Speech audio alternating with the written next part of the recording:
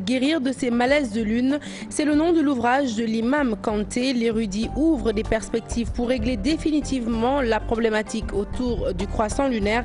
Dans cette édition, un aperçu de son livre avant de nous intéresser à la Zakat el-Fitr, une obligation pour tout musulman qui a jeûné tout le mois de Ramadan.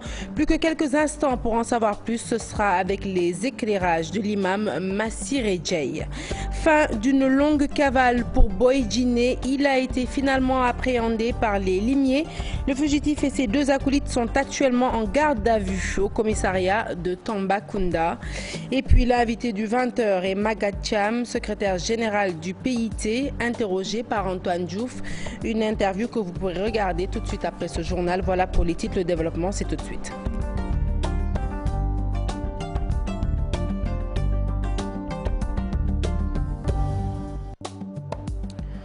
Rebonsoir à toutes et à tous. Le bilan est lourd. 8 personnes ont trouvé la mort à Rosso, Sénégal. Les 6 ont été retrouvés.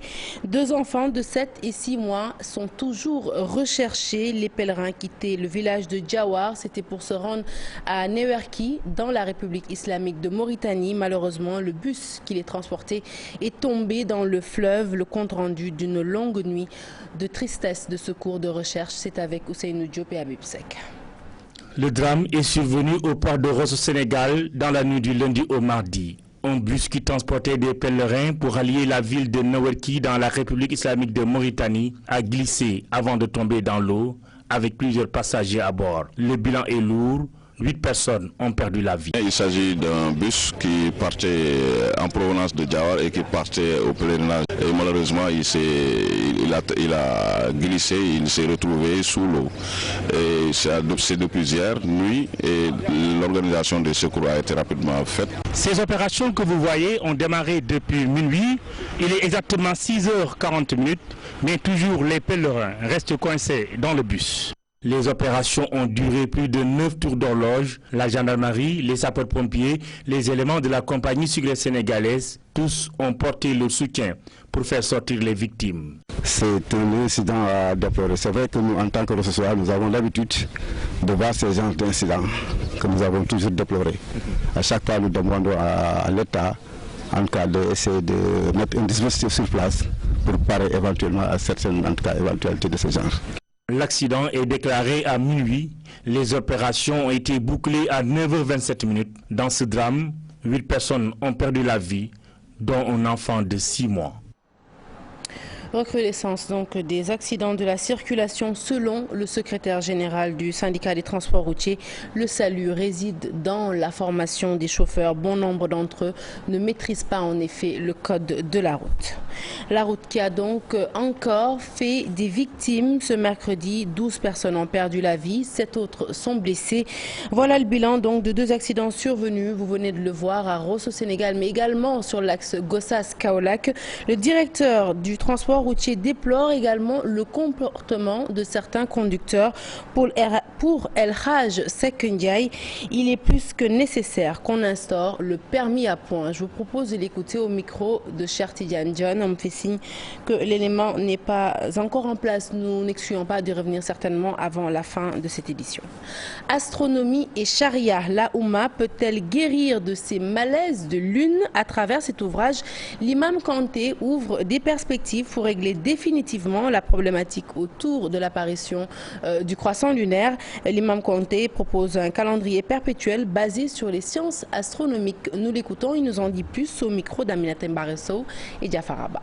Quand le prophète a dit de regarder le ciel, il avait simplement indiqué un mode de détermination qui était simple pour les Bédouins arabes convertis nouvellement, qui ne maîtrisaient pas le calcul. Mais il y a un autre hadith où le prophète dit « Nous ne savons pas lire, nous ne savons pas calculer, sachez qu'à peu près le mois fait 29 ou 30. » Donc le prophète a estimé le mois en disant « C'est parce que vous ne savez pas calculer. » Donc beaucoup de savants aujourd'hui on dit « Maintenant nous savons calculer, il n'y a pas de raison de ne pas utiliser le calcul. » C'est pourquoi d'ailleurs un pays comme la Turquie a un calendrier et la Turquie se base sur ce calendrier, donc avec à l'avance une planification pendant des années de toutes les fêtes musulmanes. Au XIVe siècle, un ouléma, je ne parle pas d'un astronome, un ouléma musulman qui était la référence de son siècle en termes de connaissance de la charia, notez bien cela, disait qu'on ne doit pas accepter, n'est-ce pas, une vision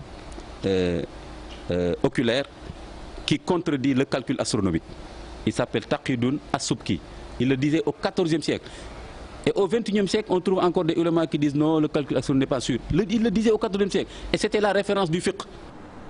Et pour tous ceux qui ont bien jeûné pendant ce mois de Ramadan, une recommandation dans ce journal, elle concerne l'accomplissement de la zakat el-fitr, obligatoire pour tout musulman qui a jeûné donc pendant le mois béni. Selon l'imam Massila Djei, tout musulman qui s'acquitte de la zakat avant le jour de la Korité verra ses œuvres agréées par le bon Dieu. L'imam qui précise tout de même que cette aumône est estimée à 2 kilos de riz ou de mil, c'est selon, mais elle doit être destinée aux pauvres et accomplie avant la prière de l'Aïd el-Fitr. Reportage Mamadou Fall. Une fête, ça se partage, d'où une partie de l'essence même de la zakat el-Fitr, un mois plein de bienfaits, doit inciter à la solidarité. L'aumône de la rupture du jeûne, car elle purifie le jeûneur de ses paroles futiles et indécentes, de même qu'elle est une nourriture pour les pauvres. Celui qui l'a accompli avant la prière aura une zakat acceptée. Celui qui s'en a acquitté après la prière aura une aumône ordinaire qu'on doit donner aux pauvres, aux nécessités, pour qu'ils partagent avec les musulmans la célébration de la fête d'Aïd el-Fitr. Le musulman, après ce mois de juin, doit donner la zakat el-Fitr, une aumône estimée à 2 kilos de riz ou de mil au Sénégal. La mesure qui est imposée aux musulmans qui doivent sortir la zakat el-Fitr est environ 1,8 kg, 2 kg. Il y en a qui disent 2 kg. 2 kg c'est bon pour chaque personne qui est à la charge du chef de la famille. Il doit donner pour chaque personne, aux parents, aux enfants, aux filles, aux domestiques, pour chaque personne, environ 2 kilos. 8 catégories sont habilitées à les recevoir. Ce sont les fuqara, c'est-à-dire les pauvres. Al-masakin, les nécessités. Al-gharimina, ce sont les endettés, ceux qui ne parviennent pas à honorer leurs dettes. Eux aussi ont droit pour recevoir le zakat al-fitr. Fi sabilillah, donc dans le sentier d'Allah, dans la construction des mosquées, dans la construction des hôpitaux, dans la construction des écoles. Ce sont 8 catégories qui ont droit à zakatul fitri.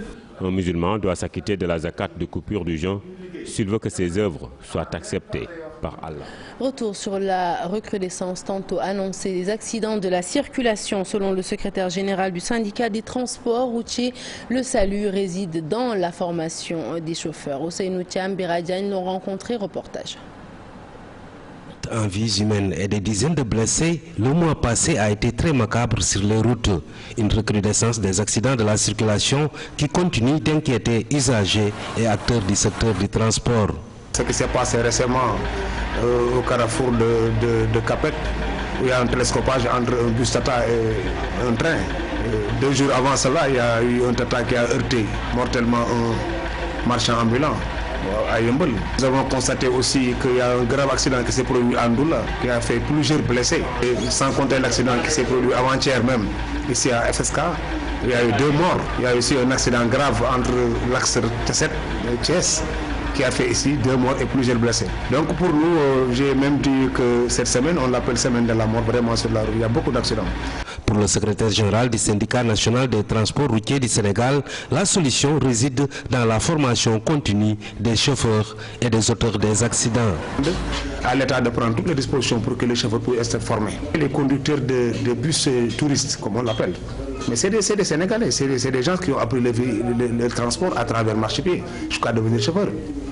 Mais une fois qu'ils sont dans ces entreprises, ils sont reformés, encadrés par des spécialistes. Depuis 2002, on a réformé le code de la route, on a élevé l'âge d'abstention de transport en commun. On a aussi vraiment durci le ton en sanctionnant sévèrement les chauffeurs victimes d'accidents mortels. Nous, ce que nous avons constaté, tout cela n'empêche pas que les accidents continuent à progresser. On est à l'heure de reconnaître que vraiment la formation de l'école actuellement prime sur la formation, sur l'apprentissage. Avec ces nombreuses mesures prises par le gouvernement et qui ne freinent pas le phénomène, Fallou Samb et ses amis réclament le renforcement des capacités des chauffeurs du transport commun.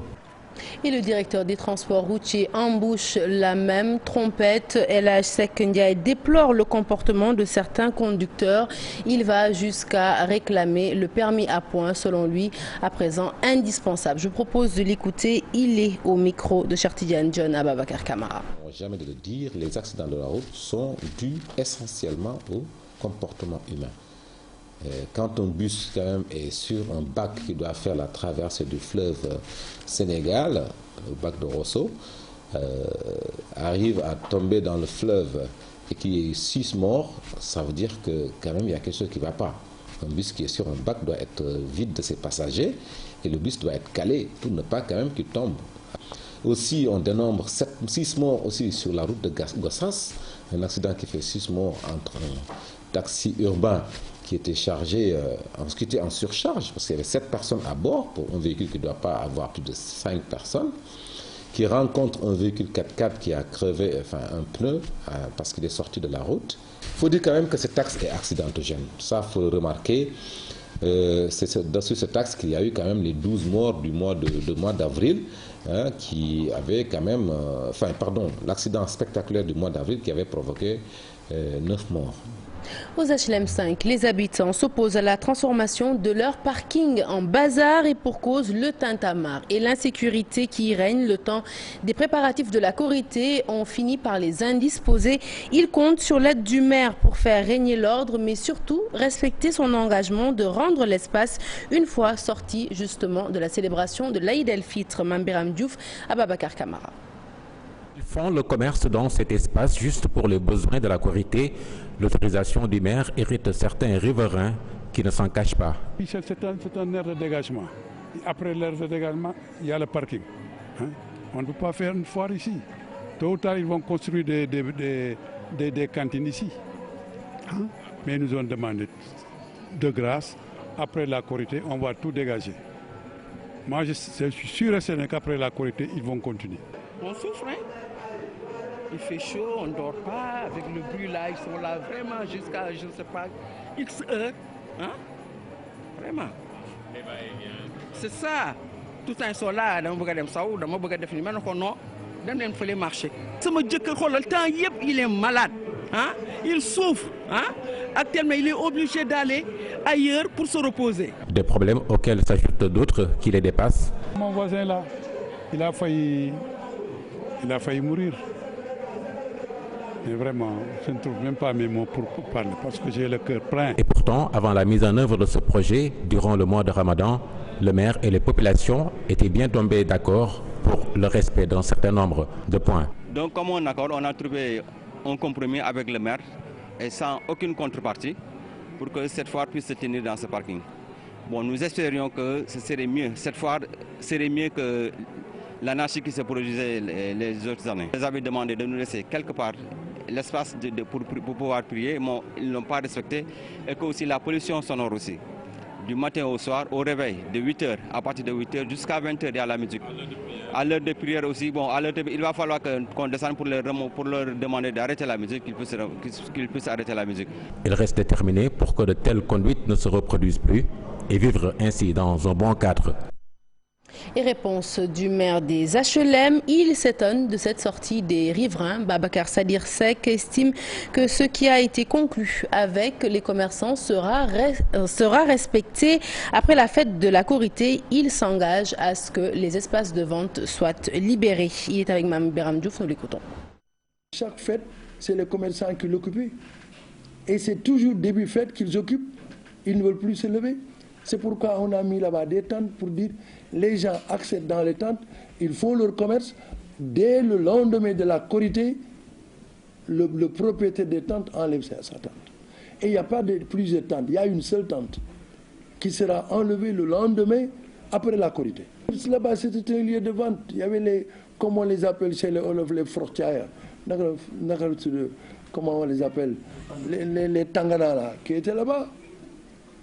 Il y avait des débiteries, il y avait tout là-bas. Il y avait des vendeurs de fruits, il y avait des ordures. Qui a enlevé les ordures? Qui a enlevé les ordures? C'était un dépôt de graisse. Ça, c'est en accord avec les propriétaires des maisons.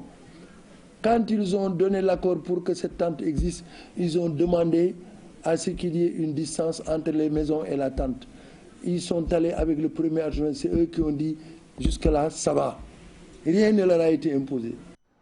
Importante saisie de produits impropres à la consommation dans la région de Diourbel, une opération menée par la brigade spéciale de veille sanitaire dans les départements de Bambey et Diourbel. Ce sont près de 300 tonnes de produits, soit 21 millions de francs CFA qui ont été saisis. Et à ce propos, écoutons Amadou Toubanian, chef service régional du commerce de Diourbel.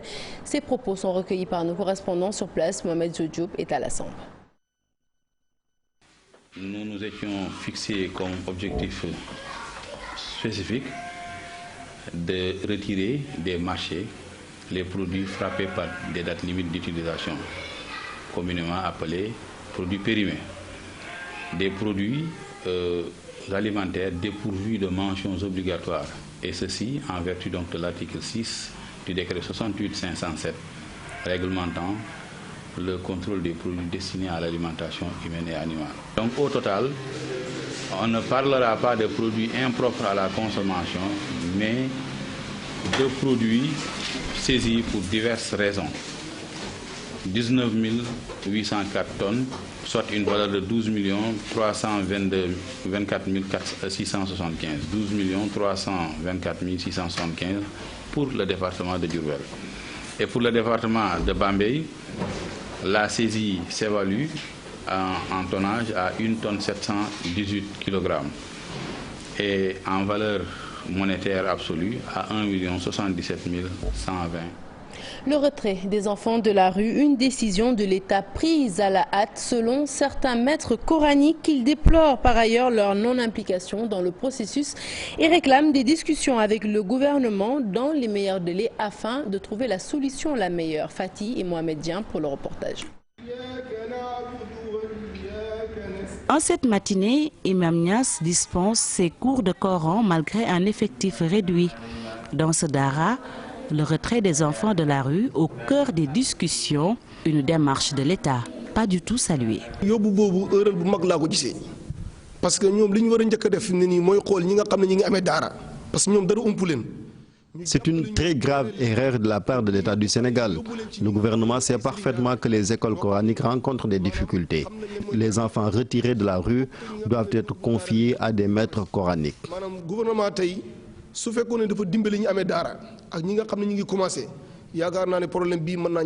Une école publique qui se débrouille avec ses propres moyens, une annonce du maître des lieux. Pourtant, les problèmes sont nombreux. Les maîtres coraniques sont laissés à eux-mêmes, sans aucun soutien de la part de l'État, affirme-t-il.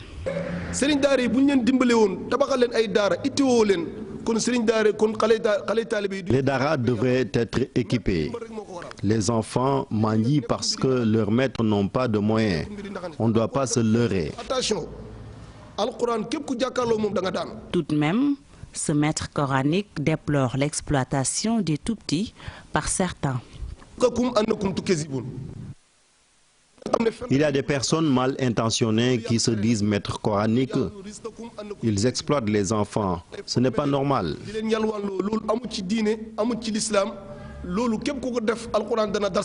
Dans cette école coranique, la non-implication des maîtres est décriée. Mais l'imam se dit prêt à accueillir d'autres enfants.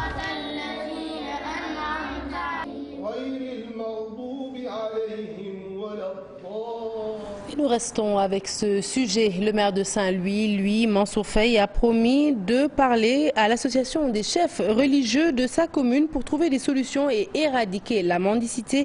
Rappelons qu'à Saint-Louis, 14 371 talibés sont recensés et dans ce lot, 9 500 sont des talibés mendiants. L'édile de la ville a donc promis d'éradiquer ce fléau de concert avec les imams et oulémas. Nous l'écoutons au micro d'Ousseynou Diop. Vous savez, c'est un problème assez compliqué. Saint-Louis est une ville religieuse. Il y a à tout moment des jeunes talibés qui viennent des autres régions, voire même de la sous-région, pour apprendre le Saint-Coran. Il faut régler ce problème, mais d'abord, nous allons discuter avec les imams et oulémas sur la question pour trouver des solutions. Ce qu'il faut retenir également, c'est que l'État doit nous accompagner pour que l'enfant talibé retrouve sa dignité et qu'il puisse apprendre dans des conditions idoines. Il ne doit pas être utilisé dans la rue. C'est une question très sérieuse, c'est un phénomène que nous vivons, il faut l'éradiquer, mais il faut l'aborder avec beaucoup plus de prudence.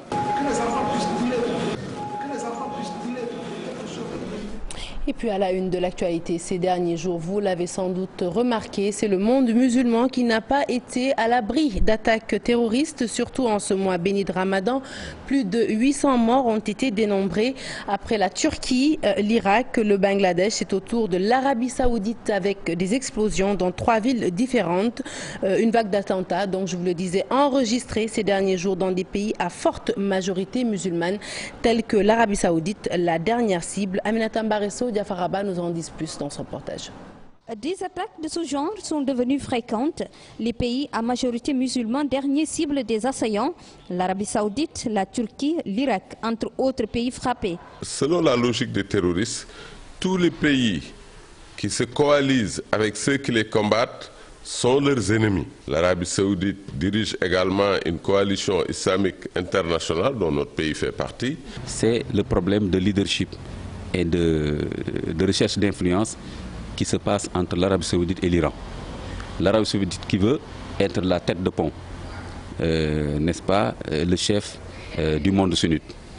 Et l'Iran qui veut être le chef du monde chiite. Pour ces deux spécialistes, la géopolitique mondiale peut en partie expliquer cette violence dans ces États à majorité musulmane. Le problème des guerres d'hégémonie, de contrôle, d'influence, de contrôle des ressources naturelles et d'influencer le monde entre la Russie et ses alliés et les États-Unis et ses alliés. Pour le cas de l'Arabie Saoudite, des conflits internes pour le contrôle du royaume sont aussi agités. Ceux qui donnent l'explication interne disent que ces attentats essaient de montrer la fragilité du système et la vulnérabilité du système défensif de l'Arabie Saoudite.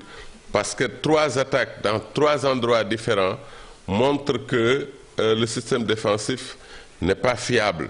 Et ça peut affaiblir effectivement le pouvoir du prince héritier et on peut penser de sa faiblesse, de son manque de vision pour faire venir un autre. L'Arabie Saoudite n'en est pas à ses premières attaques. En 2004 et 1997, le consulat des États-Unis avait été visé. Une autre avait été perpétrée dans l'enceinte même de la Sainte Mosquée. Et puis sachez que notre pays, le Sénégal, condamne avec la dernière énergie l'attentat survenu le 1er juillet 2016 au Bangladesh et qui a fait plus de 20 morts, ainsi que l'attentat suicide qui a fait plus de 200 victimes à Bagdad. Le Sénégal condamne également sans réserve la vague d'attentats qui a touché le Royaume d'Arabie Saoudite ce lundi 4 juillet 2016, notamment à Médine, mais aussi à Jeddah. Le Sénégal exprime sa solidarité agissante au peuple bangladais, irakien, saoudien et appelle au renforcement de la coopération internationale dans la lutte contre le terrorisme. Un communiqué signé le ministère des Affaires étrangères et des Sénégalais de l'extérieur. Fin de cavale pour Boy Djiné, je vous l'annonçais en titre. Il est arrêté et placé en garde à vue au commissariat de Tambacounda. Le fugitif et ses 2 acolytes ont été appréhendés. C'était à bord d'une BM de marque X6 immatriculée Banjul. Moussa Omar Gueye et Amadou Diédhiou pour les précisions.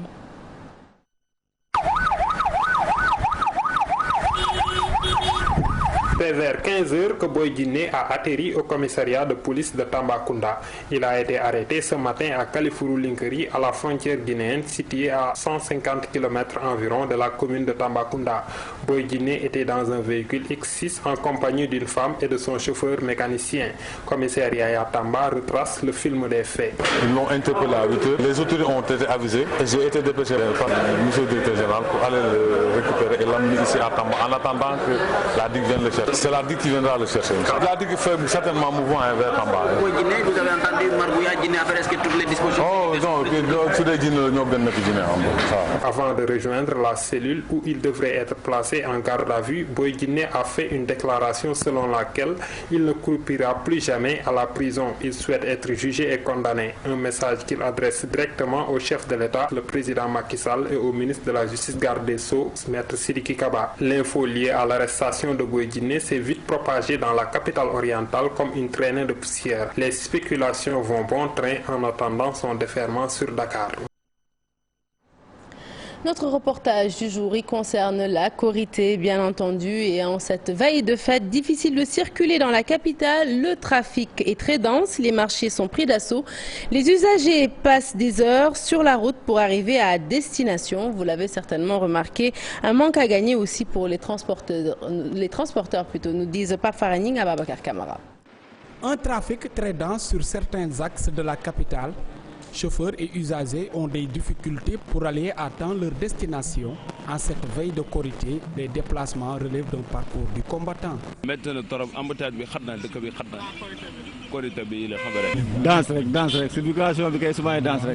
trafic est très dense à cause de la Korité. Depuis 14 heures, je suis sur la route et j'arrive pas à rallier mon domicile.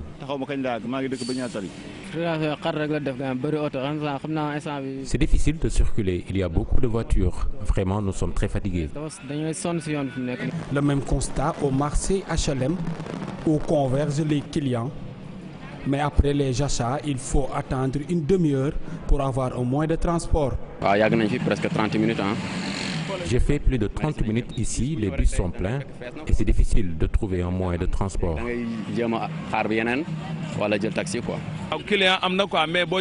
Les clients sont nombreux sur la route. Le seul hic, c'est cette circulation très dense. Un manque à gagner énorme pour les transporteurs. Un manque à gagner énorme vraiment, parce qu'on perd beaucoup de temps sur la route.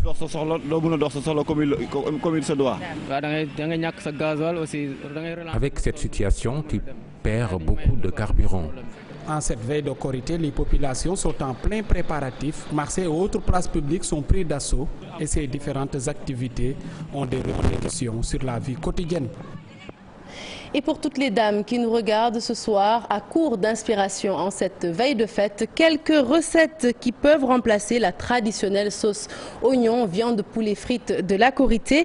C'est un chef cuisinier qui nous propose un menu léger au poulet, légumes et fruits pour bien manger mais aussi bien digérer. Bon appétit avec Aïssatou Paye et Diafaraba.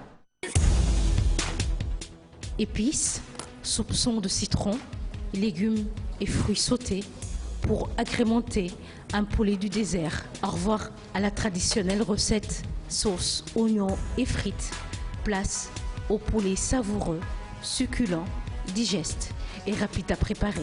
J'ai décortiqué le poulet, j'ai sorti toute partie où il y a des os. J'ai aussi filé, que ça soit encore plus filé pour avoir directement la viande. C'est de l'ail en poudre, gingembre en poudre, de citron et beaucoup d'ail. Et persil, c'est ça que j'ai mélangé pour braiser le poulet au fait. Toutes les vitamines restent, oui, parce qu'il n'y a pas de...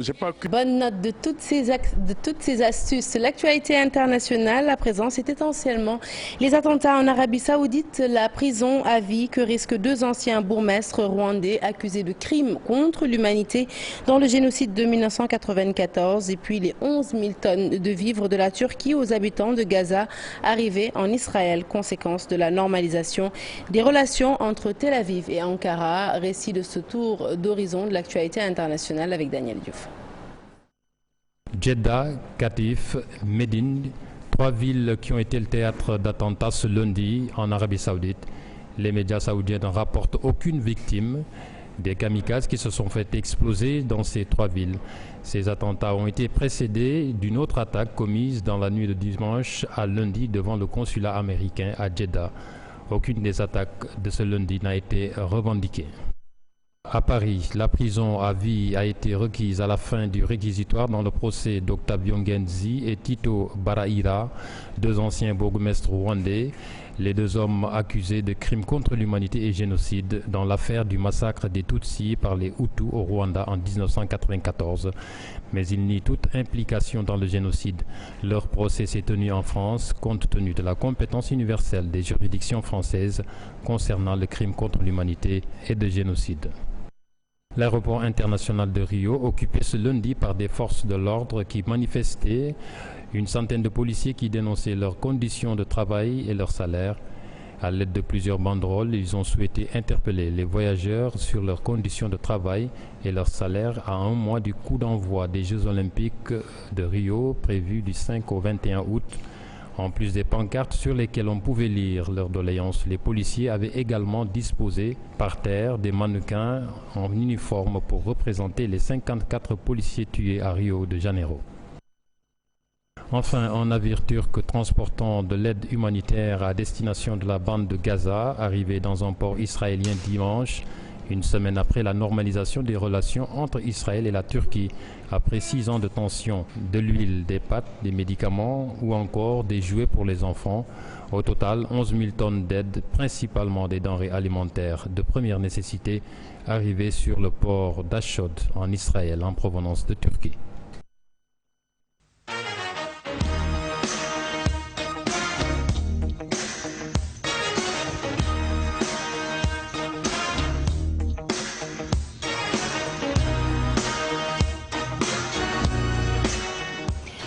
Du basket, encore du basket et toujours du basket dans cette page des sports. L'AS Ville de Dakar est en finale. Les Dakaroises ont décroché leur qualification ce mardi. C'était à Saint-Louis.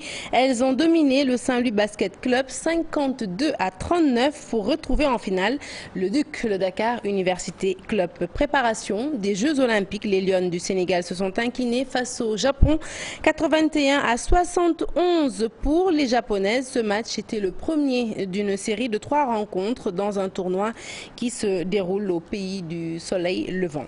Et puis tournoi qualificatif olympique aux Philippines, poule A, le Sénégal entre demain jeudi à 10h30. Voilà pour la page des sports, mais aussi pour ce journal qui est à présent terminé.